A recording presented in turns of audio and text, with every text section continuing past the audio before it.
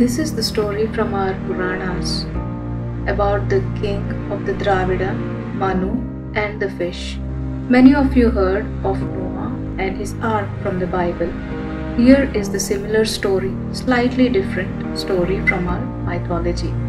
Long, long ago, there lived a king, Vaivasvata Manu, also referred to as Shraddha and Satyavrata, the progenitor of humans. Manu was the king of Dravida kingdom during the epoch of Matsyapurana or before the great floods. Manu lived in a hermitage on the banks of the river Ganges. He was a sage respected by all. In fact, people hailed him as their ruler. But Manu continued to live a simple life. He would spend life taking care of plants, trees, birds, animals, and collecting seeds. One morning he went to the river, had a dip, and scooped some water in his palm to offer it to the sun god. To his surprise, he found a tiny fish in the water he had scooped. And the fish said, "Oh Manu, put me where I shall be safe from the bigger fish." So Manu brought it home and put it in a boat. The next day he found that the fish had grown bigger. He transferred it to a vessel. By the next day, the fish had grown too big for the vessel. Manu had to put it in a pond behind his hermitage. But the pond too turned out to be too small for the fish the next day.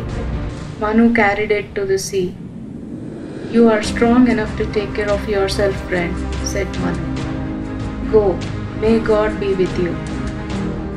And the fish replied, "I will remember your kindness. Should you ever need help, I will be there for you," said the fish as it swam away.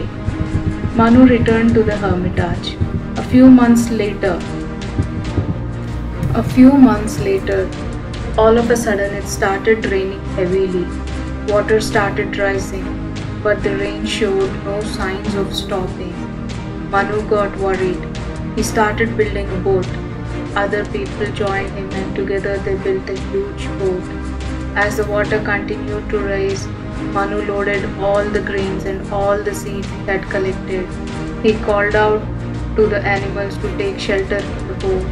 Some birds joined the animals too, and he invited the Saptarishi, the 7 sages, as well to join him. The men and women who had helped Manu build the boat got into it along with Manu. The entire land was now covered with water. The boat was carried by a swift current and soon it headed out to the sea. The sea was rough. Giant rocks shook the boat. Manu thought that all was lost. Then he spotted his friend, the fish, swimming towards the boat. The fish had grown a huge horn. Manu took a rope, made a loop and threw it over to the fish. The loop fell around the horn of the fish. The fish started swimming fast, pulling the boat with it. The fish swam for days and nights until the rain subsided. By that time, it had reached the Himalayas. Its foothills were submerged under the water, but the mountains themselves were above it.